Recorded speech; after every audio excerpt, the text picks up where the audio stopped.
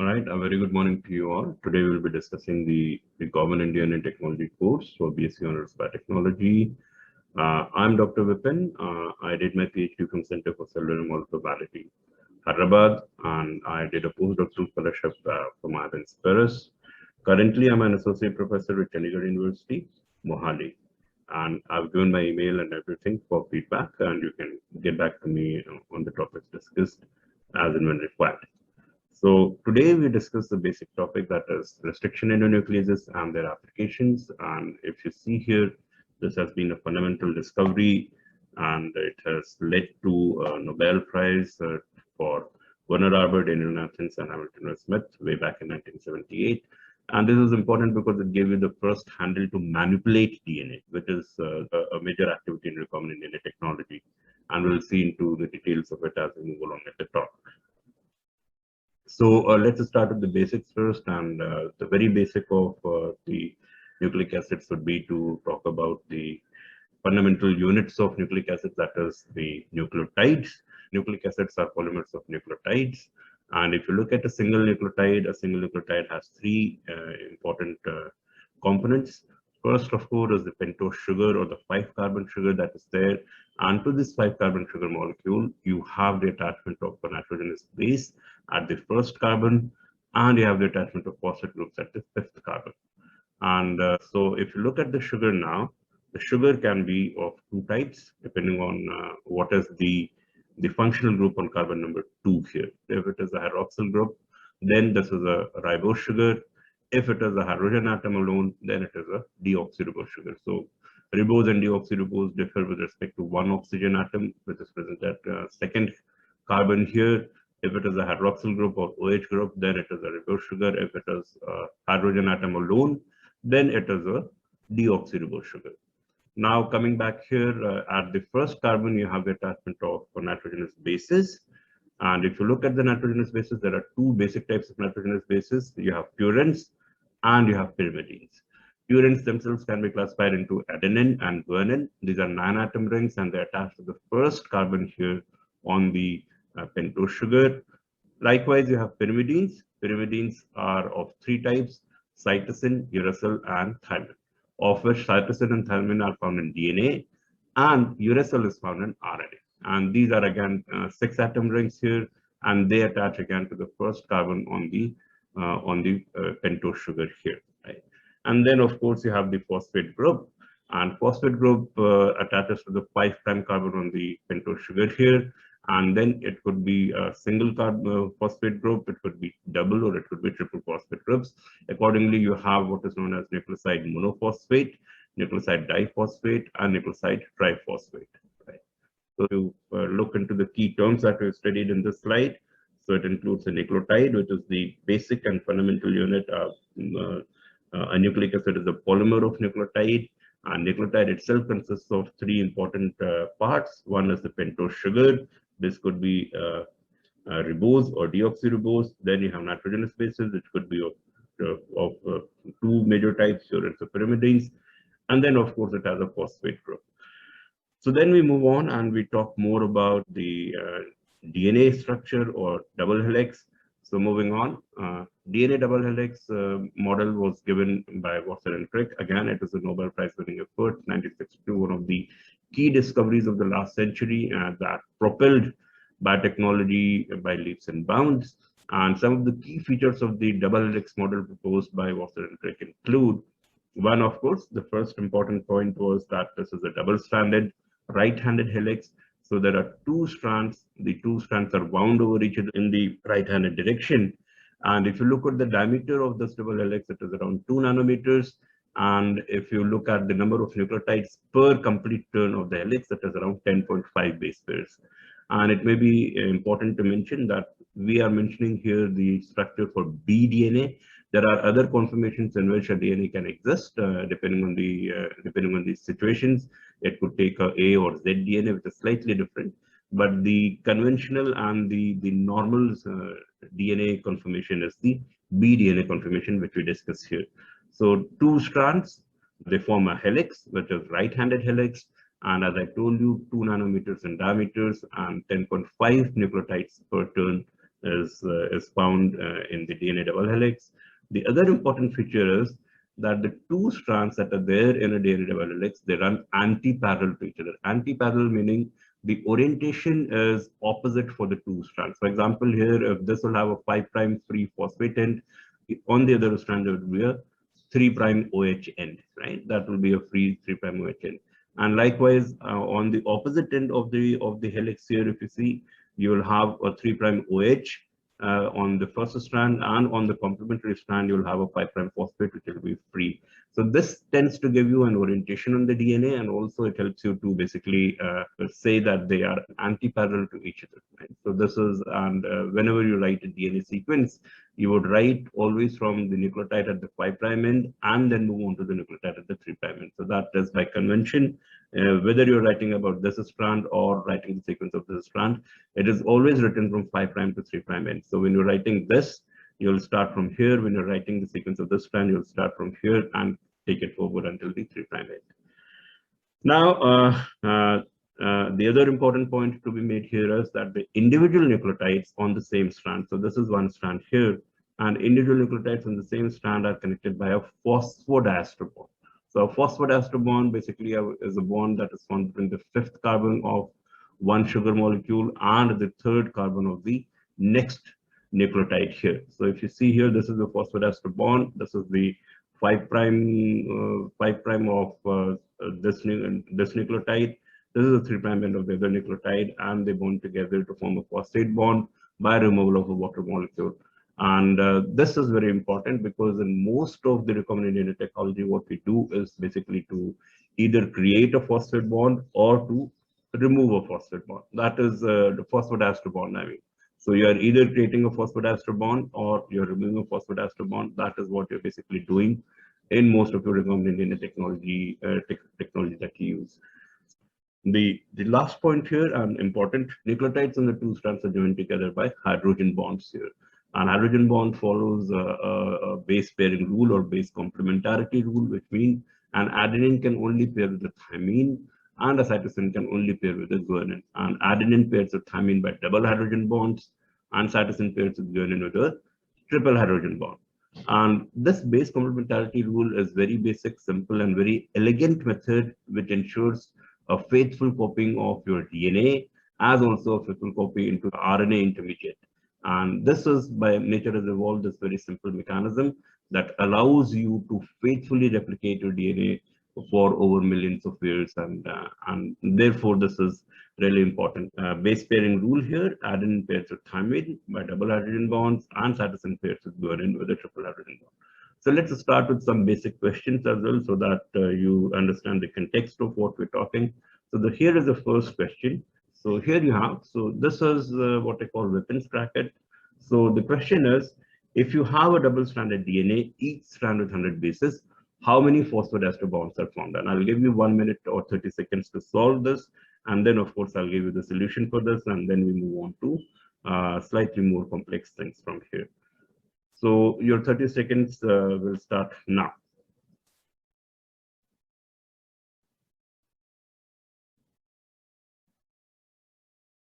All right, so I guess most of you would have got the answer right, but just in case you haven't, and just to tell you what is the correct answer to this, let's do this. So let's say we have a dinucleotide, and if you see, so there is one adenine and a thymine, which are connected together by a phosphate bond here. So there is one phosphate bond between two phosphodiester bond between two nucleotides. Likewise, if you look here, there are two phosphodiester bonds between three nucleotides, and then if you have a 4 nucleotide chain, there are 3 phosphodiester bonds, right? So this is basically to say that if there are n nucleotides, there are n-1 phosphodiester bonds. So as you see, for 2 nucleotides, there is 1 phosphodiester bond. Then for 3 nucleotides, there are 2 phosphodiester bonds, and for 4 nucleotides, there are 3 phosphodiester bonds.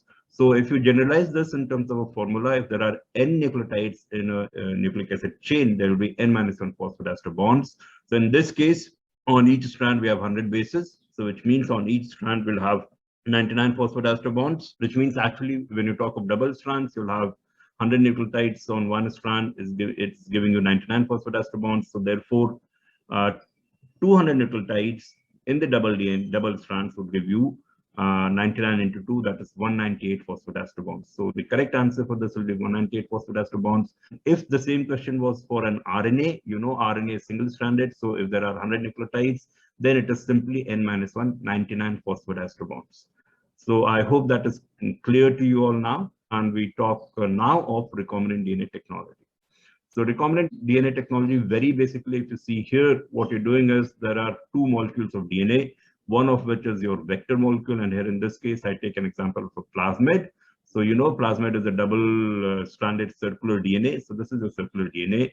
To this plasmid, you want to insert a DNA of interest. This could be your gene, which could be expressing a protein. It could be some other DNA, a repeat, a non-genic region, whatever. And then, of course, what you want to get here is a single DNA molecule where the two DNA molecules that you initially gave got linked into by covalent bonds into a single recombinant plasmid or recombinant DNA. Why it is called recombinant DNA? Because two different DNA molecules are being put together into a single covalent molecule here. So this is the recombinant DNA or recombinant plasmid. Now, if you see, initially the plasmid is closed, which means that first you have to open the plasmid. So actually the reaction happens in two steps. First step is where you're going to open up your plasmid, and this is where the restriction endonucleases come in. A very fundamental discovery, as I've already told you. This gave you a handle to basically, open up or manipulate your DNA. So you use restriction endonuclease, which is going to basically hydrolyze a phosphodiester bond here. And once the phosphodiester bond is hydrolyzed, you will have the opening up of your vector molecule. In the next step, what you do is you introduce your gene of interest, or what is also known as insert. And now you use ligase. Ligase is what is going to now basically seal the two DNA molecules together by formation of phosphodiester bonds. So restriction endonucleases and ligases are basically antagonistic to each other. Restriction endonuclease is going to hydrolyze a phosphodiester bond or break a phosphodiester bond, and in comparison, ligase is going to form a phosphodiester bond. Right? So this is a recombinant DNA technology for you. Again, because restriction enzymes are very important, and I've already mentioned, because they gave you the first method of trying to break out a DNA and then trying to reconnect using ligase. So this was a very fundamental discovery, and it was awarded a Nobel Prize in Medicine in 1978. Werner Arbor, Daniel Nithens, and Hamilton Smith were awarded the Nobel Prize for the discovery of restriction endonucleases and their applications to problems of molecular genetics. And then, of course, I've already told you this was a fundamental discovery allowing scientists to manipulate DNA and to form recombinant DNA using restriction endonucleases in combination with DNA ligase. So some important terms that you need to remember here. One is vector.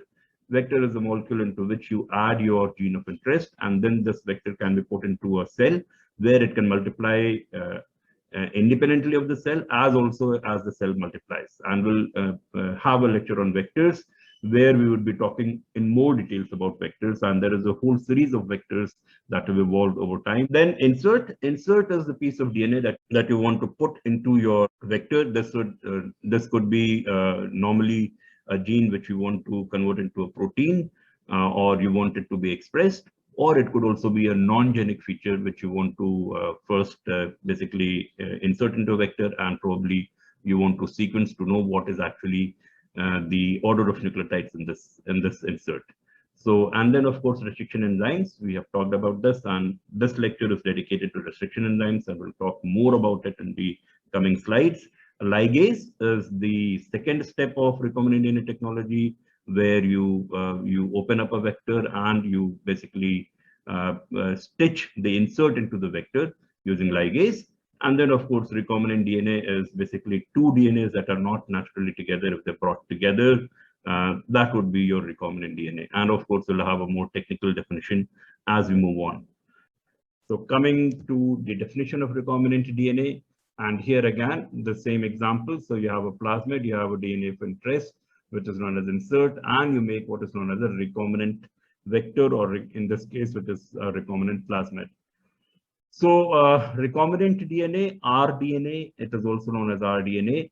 Molecules are DNA molecules formed by laboratory methods of genetic recombination, such as molecular cloning, that bring together genetic material from multiple sources, creating sequences that would not otherwise be found naturally. So this is important again, that recombinant DNA actually brings about two DNA molecules together, which are naturally not existing together as such in nature, right? And recombinant DNA is the general name for a piece of DNA that has been created by combining at least two DNA fragments of two different sources.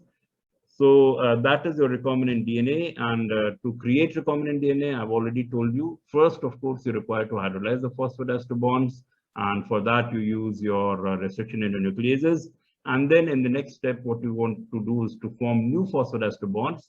And for that, you use ligase. So disruption of internal phosphodiester bonds by restriction endonucleases and insertion of new DNA and resealing by formation of phosphodiester bonds by DNA ligase.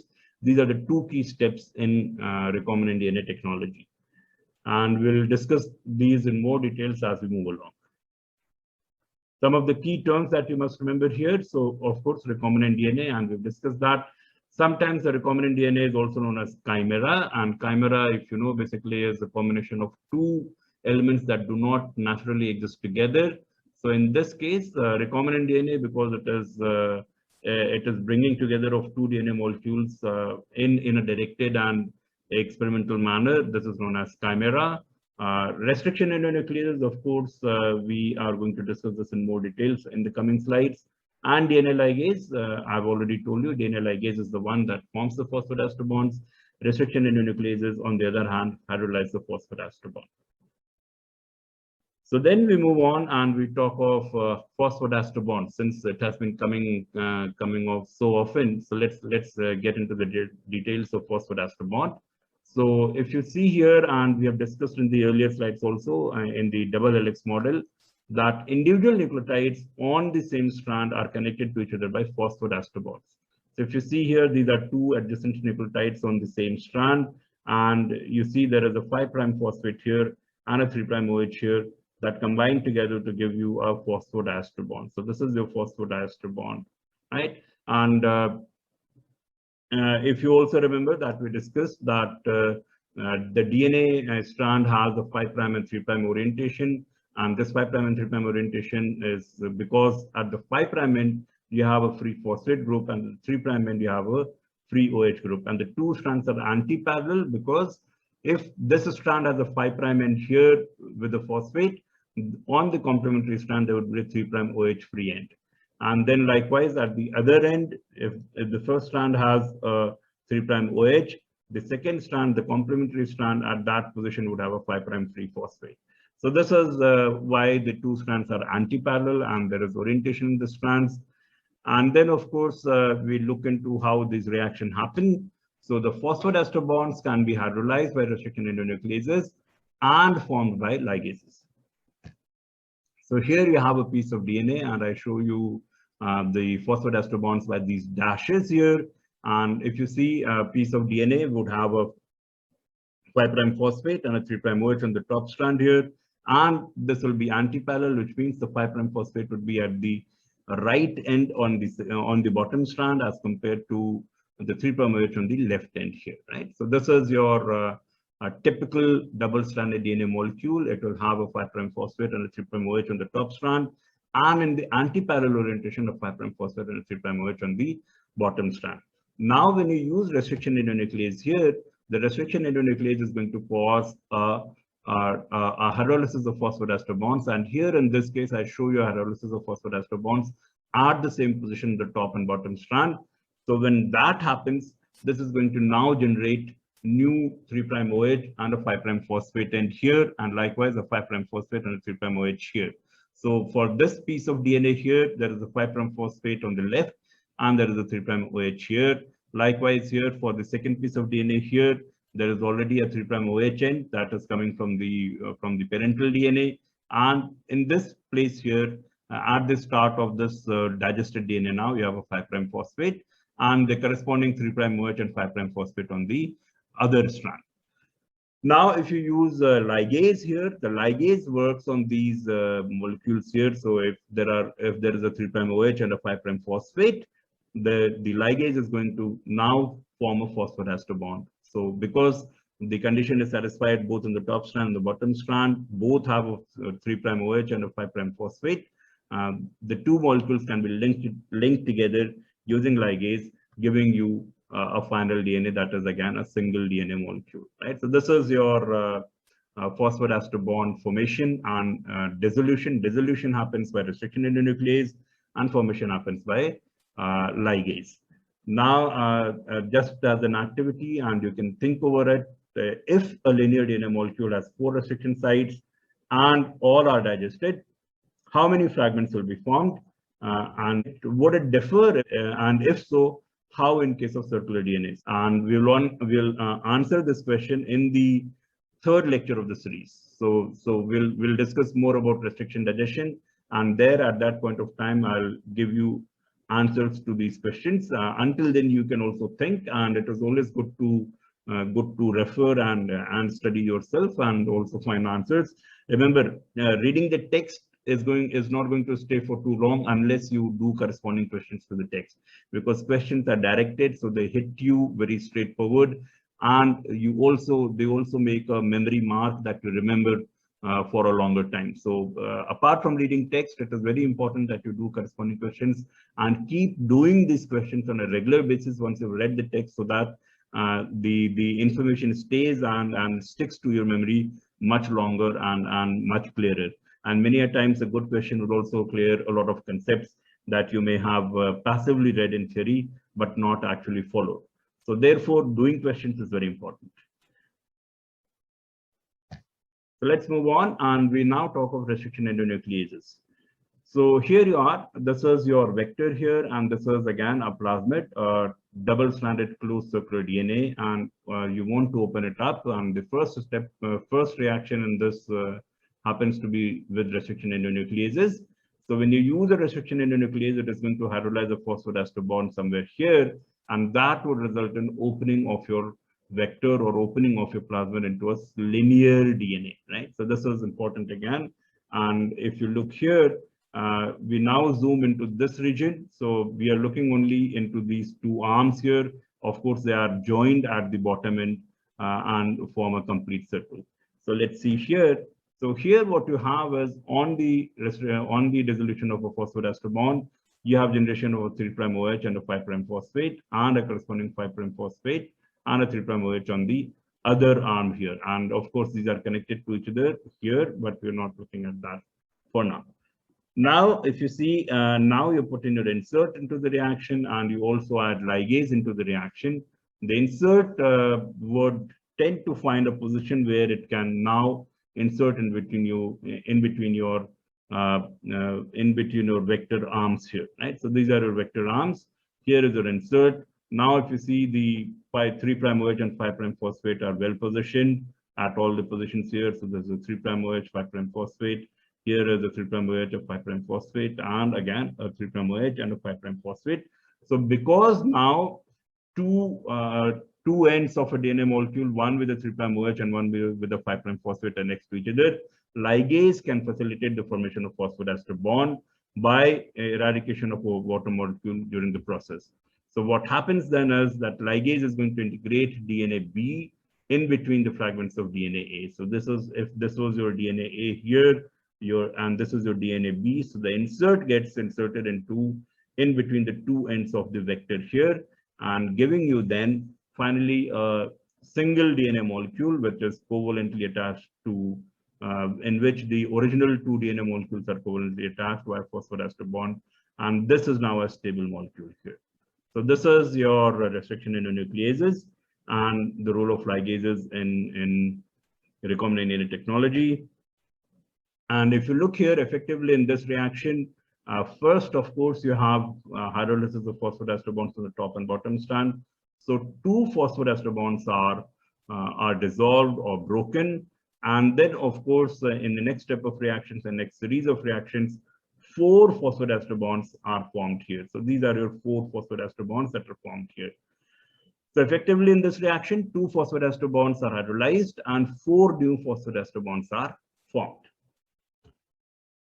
And now coming to restriction endonucleases in a bit more detailed fashion. So if you see restriction endonucleases, the name itself is self-explanatory. Restriction means to diminish, to reduce, or to digest. So we will talk about this in a little more detail as we move along into restriction mapping and other things. But generally speaking, if it is a closed circular DNA and there is one cut site, it is going to open up. But if it is, let's say, more than one cut sites on a circular DNA, then it is going to fragment into smaller pieces. If it is linear DNA, then of course it is going to fragment into smaller pieces, even if there is just one cut site. So therefore, restriction to diminish, to reduce, or to digest. Then nuclease means basically this is going to digest nucleic acids. And in this case, it is going to specifically digest DNA. And how does it digest the DNA? It digests DNA by hydrolyzing the phosphodiester bonds between adjacent nucleotides. And then, of course, we move on. This is your endo, and endo means internal. So which means that restriction endonucleases can break internal phosphodiester bonds, not the terminal phosphodiester bonds. So that again is something that you need to keep in mind. And now the question is, phosphodiester bond is being broken, which is fine, but which phosphodiester bond will be disrupted? What factors determine which phosphodiester bond will be broken? So here in this case, what you do is you basically, there are 3 reasons or 3 factors which determine which phosphodiester bond will be disrupted. So if you see here, first of all, of course, is which restriction enzyme is used. Depending on which restriction enzyme is used, on the same DNA fragment, the cut can be made at different places.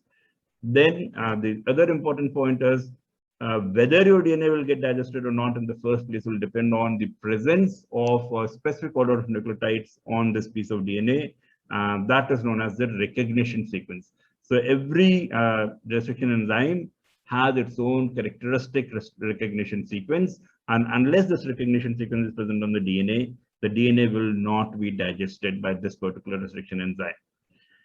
And then, of course, what also determines where the cut will be made and which phosphodiester bond will be hydrolyzed also depends on which class of restriction enzymes you're using. And we'll talk of more details of class of restriction enzymes towards the end of the lecture. So we will come to it again, but just to give you an information, there are 3 classes of restriction enzymes, and most commonly they're based on the position, how far or how accurately within the recognition sequence does the restriction enzyme causes a cut. So therefore, we'll discuss this in more details as we move along. Coming here to key terms, of course, restriction digestion. Restriction digestion means you are digesting a piece of DNA by restriction enzyme, and restriction enzyme is going to cut within this piece of DNA by hydrolyzing phosphodiester bonds, and that is your restriction digestion. Endonuclease, I've already told you restriction enzymes are sequence-specific endonucleases. They are able to cut a DNA only when a specific order of nucleotides is present in the DNA. Then recognition sequence, I've already told you, this is the specific order of nucleotides in which must be present on the piece of DNA so that the restriction enzyme can act on it. And then, of course, the restriction enzyme class, I've told you there are 3 classes of restriction enzymes, and each has its own property, and we'll discuss those properties in details as we move along. So then we move on and we talk a little more about recognition sequence. So restriction enzymes, they are produced by bacteria. So these are specifically the enzymes that are made by bacteria, and in the later part of the talk, I'll tell you that it is basically a part of the bacterial immune system. And these are sequence-specific endonucleases, which means that they would cut into the piece of DNA only and only when a specific order of nucleotides, that is the recognition sequence, is present, right? So sequence-specific endonucleases, these disrupt internal phosphodiester bonds in a DNA molecule, provided a specific combination of nucleotides, also known as recognition sequence, is present in the DNA. Let's say, for example, you have a restriction enzyme X, and which recognizes the DNA sequence 5'AT'. And then in that case, what happens here? So let's say you have this. There are 2 DNA sequences that you're looking at, one that contains the recognition sequence and the other that does not contain the recognition sequence. So the recognition sequence it requires the DNA must have 80-80. So now when you're digesting these two DNAs with restriction enzyme X, which is hypothetical, then of course, because the recognition sequence is present in this DNA, this will be digested. And this one here, where the recognition sequence is not present, there is one nucleotide that has changed, more than one nucleotide that have changed, then in that case, this DNA will not be digested. So that is again very important here, that the restriction enzymes have sequence specificity. Unless the recognition sequence is present, the DNA will not be digested. And then, of course, some of the key terms here are restriction endonucleases, sequence specificity, and recognition sequence that you must be now familiar with. So now let's have a look at the real recognition sequences, and let's talk of here. I give you some examples of real recognition sequences. For example, this is BAM-H1, and you can see it is a 6-base recognition sequence. Likewise, EcoR1 is a 6-base recognition sequence. HAE3 is a 4-base recognition sequence, and NOT1 is an 8-base recognition sequence. The other important point that you note is if you read the sequence in the top strand and the bottom strand from 5' to 3', they would read exactly the same. For example, here, BAM-H1 5' GGA TCC. And if you read it from on the bottom strand from 5' to 3' again, it is GGA TCC, which means that these two sequences, when they're read in the right orientation, they read the same forwards and backwards, right? So this is a common example of what is known as a palindrome, where the sequences read the same when you read them from 5' to 3' on the two strands. So, and of course, if you see the length of the recognition sequence here is variable, depending on which enzyme you're using, there's a specific requirement of order of nucleotides, which is known as the recognition sequence. And the length of the recognition sequence is variable, and it depends on which recognition enzyme you're using here. So the two important properties, one is length. Length of the recognition sequence is variable, but specific for each enzyme. And then, of course, you have the recognition sequence is palindromic. That is, they read the same when read from 5' to 3' on the top or the bottom strand, as indicated by red lines here, right? So this is important again. And if you look at for some activity now, so first, of course, what I want you to do is to look for the smallest and longest known recognition sequences for restriction enzymes. So this is one homework that you can do. Then if you look for the recognition sequence on the net or browse over the net or use your textbook, you will see at some places in the recognition sequence, you'll have a mention of letter N instead of A, T, G, or C, right? So which means that N would represent something. So I want you to find out what does N denote in a recognition sequence. And also in some cases, you'll find other than N, there are some other letters that are used. So what you can do now as a homework is to look for what other alphabets are used in the recognition sequence other than A, T, G, C, and also N, right? So, and what do they represent is what you need to do as an activity so that you have a better understanding of things. Let's move on from here and let's talk of the type of cuts that can be made. So we've talked of the recognition sequence. So now we talk of what actually happens and how the cuts are made. So depending on the restriction enzyme that you use, the phosphodiester bonds in both the plus and minus strand may be cut at the same position, in which case it is a blunt cut as shown for HAE3, or you could be actually cutting at two different positions on the plus and minus strand, and in which case what we get is a staggered cut as shown in EcoR1 here. So if you look at BAM-H1, this is a staggered cut. On the top strand, the cut is happening on the recognition sequence at the 5', the first nucleotide, that is G. On the bottom strand also, it is happening just after the first nucleotide of the recognition sequence at the 5', and that is G. But because the two strands are in opposite orientation, on the top strand, you have the cut here. On the bottom strand, you have the cut here. Likewise, for EcoR1, if you see, you'll have a cut on the top strand here at a different position from what is happening at the bottom strand here at the different position. In HAE3, for example, this is simple. The cut on the top strand and the bottom strand is actually at the same phosphodiester bond between G and C here and between G and C here. So this one is going to leave what is known as a blunt end. And these ones, because the cut has happened here, there would be a part that will be unpaired.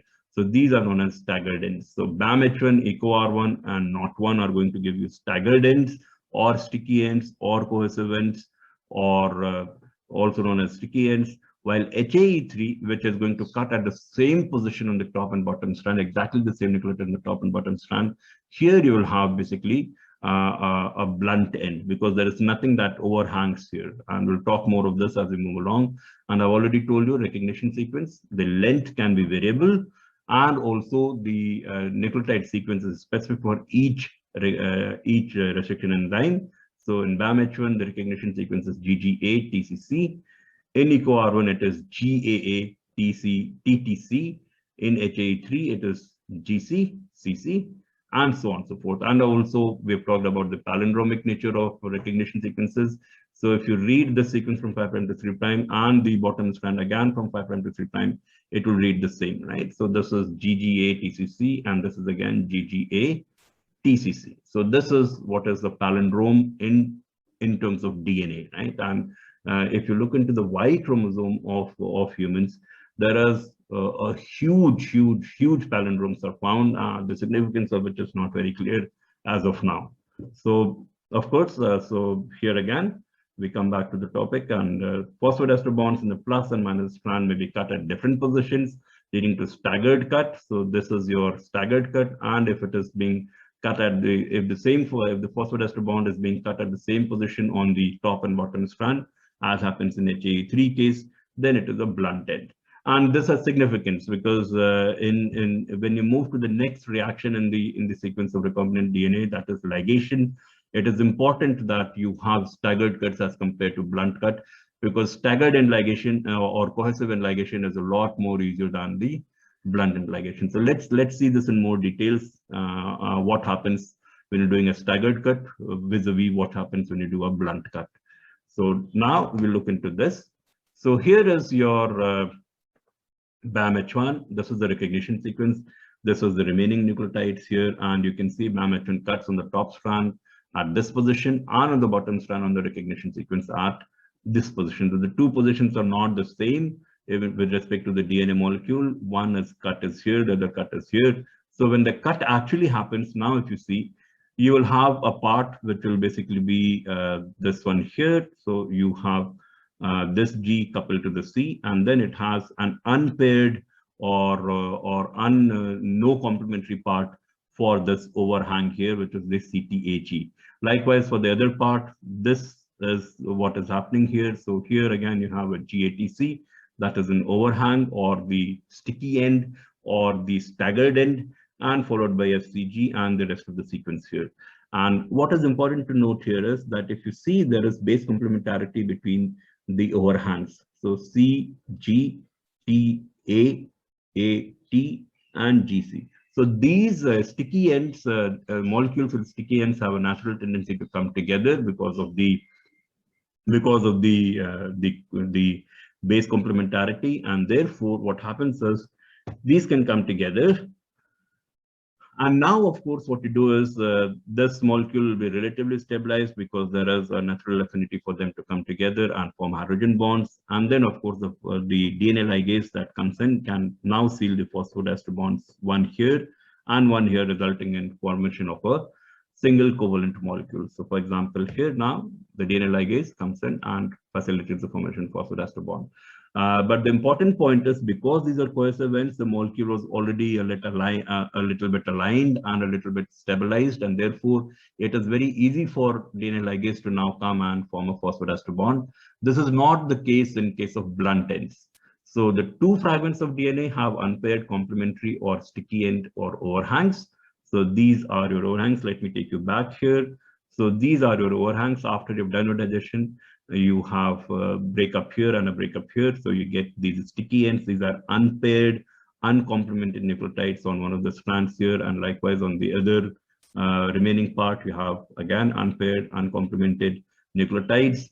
And the two fragments with the sticky ends are efficiently ligated by DNA ligase, since the fragments align and stabilize by formation of hydrogen bonds. So here is the fragments aligning and stabilizing by formation of hydrogen bonds because they have natural affinity to come together.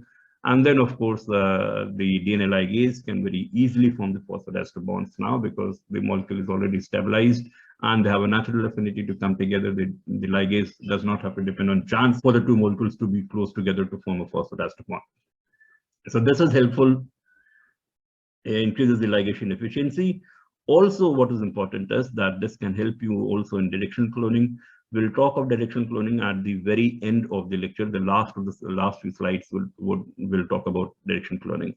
As an activity, what I want you to do is to enlist the names of 5 staggered end and 5 blunt end cutters, right? So restriction enzymes or blunt end cutters. So 5 staggered end cutters and 5 blunt end cutters is a list that you need to make here, along with the recognition sequence, also the position where they're going to cut in the recognition sequence. So all this is important again, right? So if you do the activities, you'll be able to follow the lectures better. That is the why I'm either giving you an activity or a key terms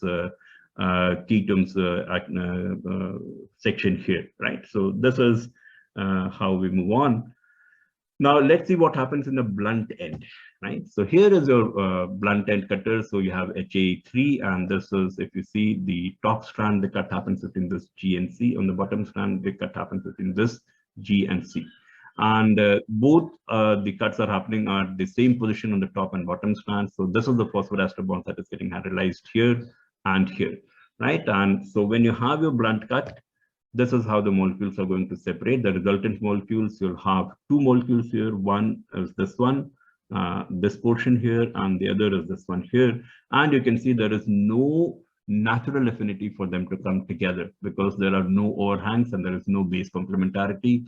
So therefore, a blunt end ligation is very difficult because the ligase has now to depend on chance of the 2 molecules to be so close to each other that it can form a phosphodiester bond. So that is the importance of blunt end ligation. The 2 fragments of DNA with blunt ends are difficult to ligate since the fragments do not have a natural tendency to align and stabilize by formation of hydrogen bonds. And therefore, blunt end ligation is not as efficient as the sticky end ligation. And later in the talk, probably in the second lecture, I'll tell you how the insert is modified in several ways so as to ensure that it has sticky ends. And there are several ways that you can do it. You can use a linker, you can use an adapter, and you could also use homopolymer tailing to ensure that your gene of interest or your insert has actually sticky ends, which will facilitate the ligation. Because remember, after ligation, this vector has to be transformed into a host cell. And that itself is a Finke reaction. If you do not have enough of ligation, transformation efficiency is going to get even worse. So therefore, it is important that you have high ligation efficiency. And for ensuring high ligation efficiency, we ensure that the ligation is happening at the sticky ends. And both vector and the host and the insert can be modified so as to ensure that the staggered end or sticky end or cohesive end ligation takes place, right? Now the question is, why are the restriction enzymes found in the bacteria in the first place? And the answer to this is very importantly that the system of restriction enzymes in bacteria was developed as a sort of immune response to the bacteriophages. So remember, bacteriophages can infect a bacteria and effectively kill them and use the host cell machinery for their own replication and then effectively lyse the bacteria and move out. So the restriction enzymes were evolved in bacteria to provide immunity against viral infections. The invading viral DNA is digested by the restriction enzymes. So what happens is, if you remember also that the viruses, they would introduce only their DNA into the host cell or host bacterial cell. And as the DNA is introduced, the bacterial restriction enzymes are going to identify a foreign DNA, and then of course they're going to digest this DNA, thus nullifying the viral invasion. However, the important point again is, if this is how it is happening, then how come the bacterial own DNA is not digested? I mean, there is every chance that some of the recognition sequences will also be found in the bacterial DNA. So how is it that the bacterial own DNA is protected from digestion by its own enzymes? And so there is sort of no autoimmune response, so as to say, right? Although not exactly technically, but conceptually it is a kind of autoimmune. So how does the bacteria evade its own restriction enzymes is the question that we're trying to answer now. So since the bacterial DNA may also contain the recognition sequence, the question is how the bacterial DNA is going to avoid digestion. And the answer to this is that the bacterial DNA is scanned and it is modified for all the places where the recognition sequences are found. Most commonly, what the bacteria does is to methylate its recognition sequence so that now this recognition sequence is not recognized by the endogenous restriction enzymes, right? And I'll show you in this recognition sequence where actually the methylation happens. So restriction enzymes usually occur in combination with modification enzymes. So the enzymes that bring about this methylation marks are known as modification enzymes, and almost every restriction enzyme is accompanied in bacteria by a modification enzyme, which is going to modify the recognition sequence in the bacterial own DNA so that this recognition sequence is not susceptible to digestion by the bacterial restriction enzymes. So if you see here, restriction enzymes usually occur in combination with modification enzymes. Modification enzymes, these are DNA methyl transferases. So they are going to transfer a methyl group and methylate the DNA that protect the cell's own DNA from cleavage by restriction enzymes. So here you are. Modification enzymes recognize the same DNA sequence as the restriction enzymes, which is your recognition sequence. But instead of cleaving the sequence, most methylate one of the bases in each DNA strand. So once the methylation is done, now this recognition sequence in the bacteria's own DNA will not be susceptible to digestion by restriction enzymes. So now if you look here, these are the points where the methylation happens. For BAMH1, it happens at cytosine on both the strands. For EcoR1, it happens at adenine. And for HAE3, it happens at cytosine again. So the asterisks here are indicating the sites of methylation. Together, a restriction enzyme and its cognate modification enzyme form what is known as a restriction modification system. So what they form is what is called a restriction modification system, which is going to mask the recognition sequences within the bacterial DNA. So this kind of, covers the recognition sequence in the bacterial DNA, and therefore they are not susceptible to digestion by bacteria's own restriction enzyme. And therefore, the restriction enzyme system provides immunity against invasion from foreign DNA, but does not digest the self DNA. So that is the beauty of the system. And again, the terms that you need to remember: bacteriophages, these are the viruses that can infect bacteria. Immunity is something that, of course, you will be studying in as a full course as we move along in immunology. And then, of course, immunity is the capacity of the body to fight infections. It is a lot more complex than I'm making it look here. Then, of course, the DNA modification. So DNA modification is a common process, and it happens not just in bacteria, it also happens in human beings. There's something known as epigenomics or the modification of DNA. So two individuals may have the same nucleotide sequence, yet they may show differences in their phenotype. This is happening because their DNA is differently modified. And in this context, we're talking of course, the methylation of the DNA in bacteria so as to ensure that its own recognition sequences are not identified by the restriction enzymes. And then, of course, the restriction modification system. So almost every restriction enzyme is accompanied by a complementary modification enzyme that would modify the recognition sequence within the bacterial DNA to ensure that it is not digested by its own enzymes. So this is your restriction modification system. Now coming to the classification of restriction enzymes. And as I said, there are three classes of restriction enzymes, and mostly this is based on where the cut is made. So first, of course, is the property we talk of is the cleavage. For class 1 restriction enzymes, the cleavage happens around 1000 base pair away from the recognition sequence. So while the recognition sequence must be present for digestion, the cleavage does not happen within the recognition sequence, but 1000 base pairs downstream, and just about 1000 base pairs downstream. It is not exactly 1000 base pairs, I guess. And then restriction enzymes of class 2, which are the most important and most commonly used in biotechnology, the dissolution of phosphodiester bond or the digestion happens within the recognition sequence. The cleavage happens within the recognition sequence. And you have class 3, where the cleavage happens around 25 base pair downstream of the recognition sequence. Now, depending on how many strands, whether both strands are cut or both strands are not cut, again, these are differential property. For class 1, and the cut happens on both the strands. For class 2 also, the cut happens on both the strands. But in class 3, the cut happens on a single strand, not on both the strands. Then, of course, if you talk of the restriction modification system, in class 1 and class 3, these are multi-subunit complexes, which means that the restriction and modification activity is part of a single molecule, and it is present in the same enzyme. And for class 2, it is important, and that is also one of the reasons why it is very commonly used in biotechnology, is that the restriction activity is a separate molecule, is a separate enzyme, and the modification, the cognate modification enzyme is a separate molecule from the restriction enzyme. So restriction and modification activity are in different enzymes, right? And then, of course, class 3, I've already told you, class 3 and class 1 are common in this part, that the modification activity and the restriction activity is on this same molecule.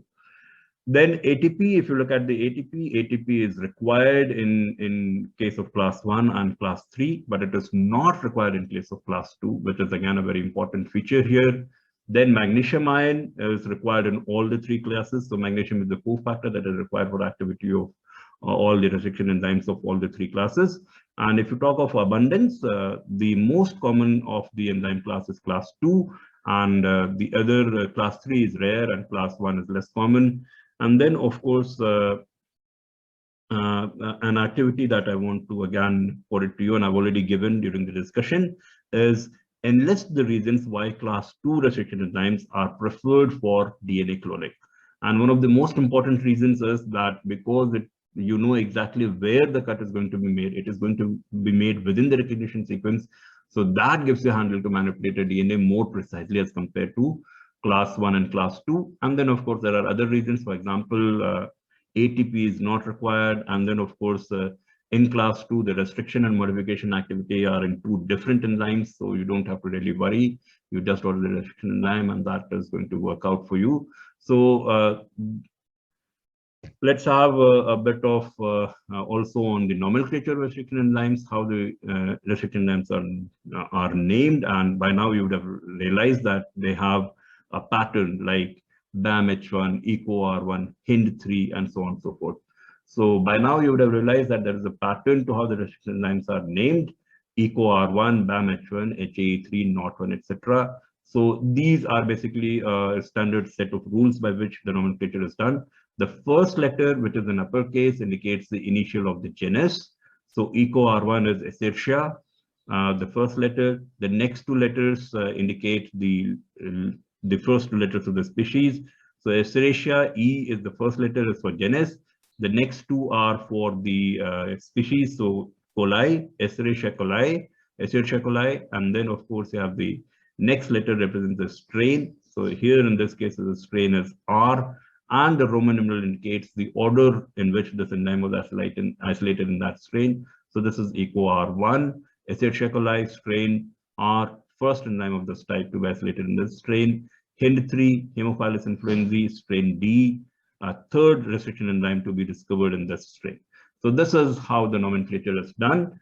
And activity, you can enumerate the differences between isosisomers, neosisomers, and isopodimers. So these are the terms that I'm not giving you in lecture, and I want to go and I want you to go and search for these terms, because sometimes you'll have these questions as well. And these are, of course, connected to restriction enzymes, and a way of classification of restriction enzymes. You have isosisomers, neosisomers, and isopodimers, right? And I hope you'll do this activity so that you have a further insight into the restriction enzymes. And of course, in case you have a problem, you can always write to me in the feedback. I'll be giving you my email ID and everything so that we can have interaction with each other. So here we are.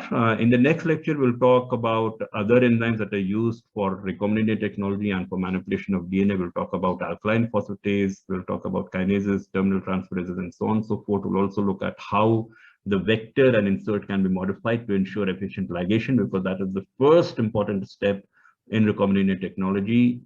Next would be transformation, then is screening, and then, of course, we'll have more detailed discussion on this as we move along. And then, of course, we'll also look at other applications of restriction endonucleases, restriction mapping, southern blotting, southern hybridization, and DNA fingerprinting, etc. And I am, as I said, I'm Dr. Vipin, and I'm currently an associate professor with Chandigarh University, Mohali. And in case you have problems and you want to give some feedback, you can write to me at vipin.singh.cu@gmail.com. Thank you very much. I'll see you again for the next lecture.